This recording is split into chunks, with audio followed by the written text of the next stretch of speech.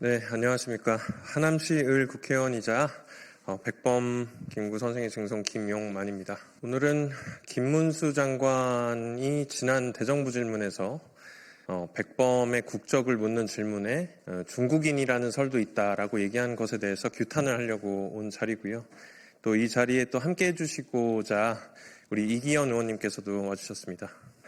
그러면 기자회견문 읽도록 하겠습니다. 김문수 장관은 대한민국 장관은커녕 국민 자격조차 없습니다. 지난 2월 14일 국회 대정부 질문에서 일제강점기 김구 선생의 국적이 무엇인지 묻는 질문에 김구 선생은 중국 국적을 가졌다는 이야기도 있다. 국사학자들이 다 연구해 놓은 게 있다고 답변을 했습니다. 대체 누가 어떤 내용으로 그런 연구를 했는지 어디 가져와 보십시오. 할아버지께서 무덤에서 벌떡 일어날 소리고 수많은 독립운동가들이 지하에서 통곡할 역대급 망언입니다. 당신이 서 있는 이 대한민국, 당신의 장관직, 그 모든 것이 선열들의 피와 희생으로 세워졌습니다.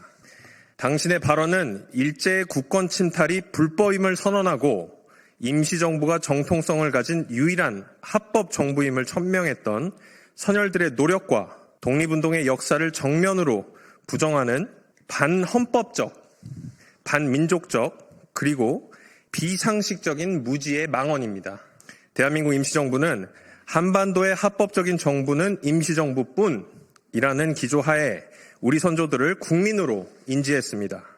간토 대지진 한일 학살 당시 해외 거주 국민을 보호하기 위해서 일본 정부에 공식적으로 항의 서한을 보내고 대한민국 국민에게 여권을 발행하는 등 정부로서 역할도 수행했습니다. 그러한 대한민국 임시정부의 주석이 어떻게 중국 국적을 가질 수 있단 말입니까? 또 지난 환경노동위원회 인사청문회 때도 일제강점기 시기 우리 국민들의 국적은 일본이었다.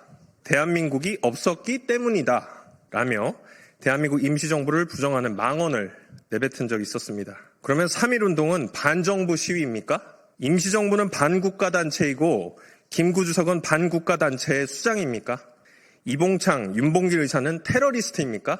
윤석열 정부 국무조정실도 지난 국감 당시 한일병합조약에 대한 공식 입장을 묻는 질문에 정부는 한일강제병합조약이 우리 국민의 의사에 반하여 강압적으로 체결되었으며 따라서 원천적으로 무효라는 입장을 그간 일관되게 유지했다고 저에게 직접 답변했습니다. 쉽게 말해 일본에 복속당한 근거가 없으므로 우리 국민은 일본인이 된 적이 없는 것입니다. 그런데 대한민국 장관이라는 자가 대한민국 임시정부를 부정하고 대한민국 정부의 입장과 반대되는 국익 저해 발언을 일삼고 있는 것입니다. 대체 어느 나라 장관입니까? 당신의 발언은 임시정부와 광복절을 부정하고 식민지 근대화론과 건국절을 주장하는 전형적인 뉴라이트 주장입니다. 김문수 장관에게 묻겠습니다. 왜 자꾸 일본 국적, 중국 국적 운운하는 것입니까?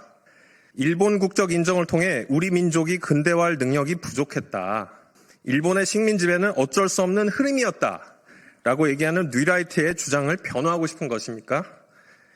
혹은 그렇게 적극적으로 해석을 해서 국익을 저해하려는 특수한 목적이 있는 것입니까? 참으로 통탄스럽습니다. 어떻게 국무위원이라는 자가 정부의 공식 입장과 배치되는 반헌법적, 반역사적 발언을 일삼으며 대한민국의 정통성을 부정할 수 있는 것입니까?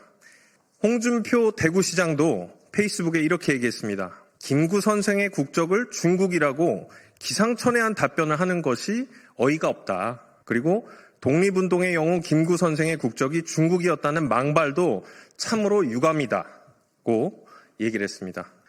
본인들 내부에서도 인정받지 못하는 자가 장관이라고 나와서 대정부 질문에서 한 얘기라고는 믿기가 어렵습니다. 대한민국의 정통성과 근본을 뒤흔드는 자가 장관으로서 자격이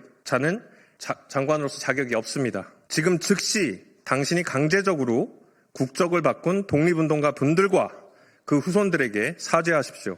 그렇지 않으면 법적 조치뿐만 아니라 정국민적 저항에 부딪히게 될 것입니다. 2025년 2월 17일 백범 김구 중손이자 국회의원 김용만 말씀드렸습니다. 이상입니다.